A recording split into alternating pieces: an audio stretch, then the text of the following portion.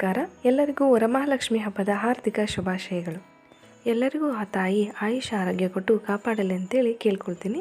ನಮ್ಮ ಮನೆಯಲ್ಲಿ ವರಮಹಾಲಕ್ಷ್ಮಿ ಹಬ್ಬದ ಬಗ್ಗೆ ಹೇಳಬೇಕು ಅಂದರೆ ನಾವೇನು ವ್ರತ ಮಾಡೋದಿಲ್ಲ, ಆದರೆ ಪೂಜೆನ ಮುಂಚೆಯಿಂದನೂ ಮಾಡ್ಕೊಂಡು ಬಂದಿದ್ದಾರೆ. ನಾನು ತವ್ರ ಮನೆಯಲ್ಲಿ ನಮ್ಮ ಕಡೆ ಮಾಡೋದಿಲ್ಲ, ಅತ್ತೆ ಮನೆಯಲ್ಲಿ ಬಂದಮೇಲೆ ನಾನು ಕಂಟಿನ್ಯೂ ಮಾಡ್ಕೊಂಡು ಹೋಗ್ತಾ ಇದ್ದೀನಿ. ಪೂಜೆ ತಯಾರಿ ಬಗ್ಗೆ ಹೇಳಬೇಕು ಅಂದರೆ ನಾನು ರಾತ್ರಿ 1 ಗಂಟೆ ತನಕನೂ ಏನೇನು ಕ್ಲೀನಿಂಗ್ ಇದೆ ಎಲ್ಲವನ್ನು ನೀಟಾಗಿ ಕ್ಲೀನ್ ಮಾಡಿಕೊಂಡು ಅದಕ್ಕೆ ಏನೇನು ಸಾಮಾನೆಲ್ಲ ರೆಡಿ ಮಾಡ್ಕೋಬೇಕೋ ಎಲ್ಲವನ್ನು ರೆಡಿ ಮಾಡ್ಕೊಂಡು ಇಟ್ಕೊಂಡಿದ್ದೀನಿ. ಸೀರೆ ನೆರ್ಗೆ ಹಾಕೋದಿರ್ಬೋದು ಅಥವಾ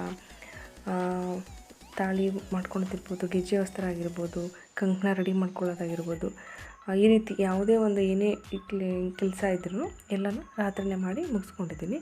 ಬೆಳಗ್ಗೆ 3 ಗಂಟೆಗೆ ಎದ್ಬಿಟ್ಟು ಸ್ನಾನ ಎಲ್ಲ ಮಾಡಿದ ಮೇಲೆ ಕಳಶ ಇಡಲಿಕ್ಕೆ ರೆಡಿ ಮಾಡ್ತಾಯಿದ್ದೀನಿ. ಫಸ್ಟು ಮಣೆನ ಇಟ್ಬಿಟ್ಟು ಅದಕ್ಕೆ ಲಕ್ಷ್ಮೀ ತಾಯಿ ರಂಗೋಲಿಯನ್ನು ಬಿಡಿಸ್ಬಿಟ್ಟು ಆಮೇಲೆ ಎಲೆ ಮತ್ತು ಅಕ್ಕಿಯನ್ನು ಇಟ್ಟು ಈ ಕೊಡನ ಪೂಜೆ ಮಾಡಬೇಕಾದ್ರೆ ಕಳಶನ ಫಸ್ಟು ಹಾಲು ತುಪ್ಪನ ನಾವು ತರೋ ನೀರಿನ ಜಾಗಕ್ಕೆ ನಲ್ಲಿ ಇದೆಯಲ್ಲ ಅಲ್ಲಿಗೆ ಹಾಕ್ಬಿಟ್ಟು ಅಲ್ಲಿಂದ ತೊಗೊಂಡು ಬಂದು ಆಮೇಲೆ ಅದರೊಳಗೆ ಅರಿಶಿನ ಕುಂಕುಮ ಹಾಕಿ ಹೂವನ್ನು ಹಾಕ್ಬಿಟ್ಟು ಪೂಜೆ ಮಾಡಿ ಕಳಶನೆಲ್ಲ ಇಟ್ಟು ಈ ರೀತಿಯಾಗಿ ರೆಡಿ ಮಾಡ್ಕೊಳ್ತೀವಿ.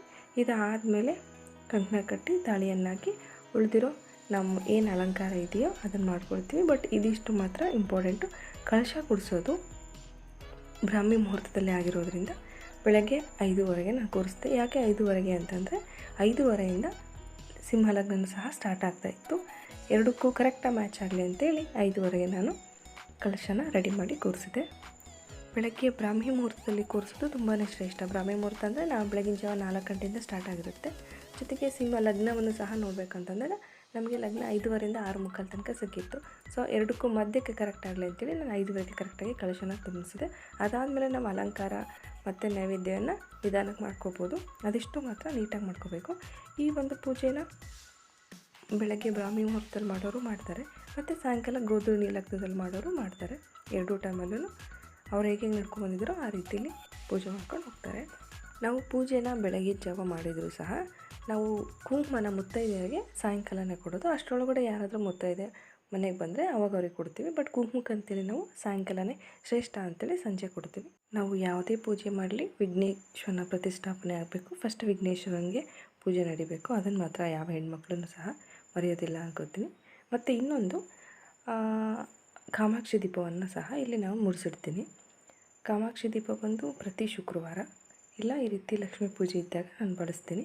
ಈ ಕಾಮಾಕ್ಷಿ ದೀಪನ ನಾವು ಬೇರೆ ದೀಪಗಳ ಥರ ದಿನವೆಲ್ಲ ಉರಿಸೋದಿಲ್ಲ. 1 ಗಂಟೆ 1:30 ಗಂಟೆ ಮಾತ್ರ ಅದನ್ನು ಬೆಳಲಿಕ್ಕೆ ಬಿಡ್ತೀವಿ. ಹಾಗೆ ತಾಯಿಗೆ ಮಾಂಗಲ್ಯವನ್ನು ಅರಿಶಿನ ಕುಂಭದಿಂದ ಮಾಡಿದರೆ ಶ್ರೇಷ್ಠ ಅಂತೇಳಿ ಹೇಳ್ತಾರೆ. ಮತ್ತು ಹಿಂದ್ಗಡೆ ಒಂದು ಲಕ್ಷ್ಮೀ ಫೋಟೋ ಇದೆ. ಇನ್ನೊಂದು ನಮ್ಮ ಕಡೆ ಏನು ನಡ್ಕೊಂಡು ಬಂದಿದೆ ಅಂದರೆ ನಾವೇನು ಉಡಿನ ಮಾಡ್ತೀವಲ್ಲ, ಮೊದಲನೇ ಉಡಿನ ಚಿಕ್ಕ ಮುತ್ತೈದೆ ಮೀನ್ಸ್ ಬಾಲ ಮುತ್ತೈದೆ ಅಥವಾ ನಮ್ಮ ಕಡೆ ಎಲ್ಲ ಕೋರು ಹುಡುಗರು ಅಂತೇಳಿ ಕರೀತಾರೆ ಚಿಕ್ಕ ಮಕ್ಕಳನ್ನ, ಅವರಿಗೆ ಕೊಡಬೇಕು ಅಂತೇಳಿ ವಾಡಿಕೆ ಇದೆ. ಇವರೊಬ್ಬರೇ ಅಂತಲ್ಲ, ಇನ್ನೂ ನಿಮಗೆ ಸಿಕ್ಕರೆ ಕನ್ಯೆ ಮುತ್ತೈದೆಯರು, ಬಾಲ ಮುತ್ತೈದೆಯರು ಈ ರೀತಿಯಾಗಿ ಕೊಡ್ಬೋದು. ಆಮೇಲೆ ಮುತ್ತೈದೆಯರಿಗೆ ನಾವು ಅರಿಶಿನ ಕುಂಕುಮನ ಕೊಡ್ತೀವಿ. ಮೊದಲನೇ ಉಡಿನ ನನ್ನ ಮಗಳಿಗೆ ಕೊಡ್ತಾಯಿದ್ದೀನಿ.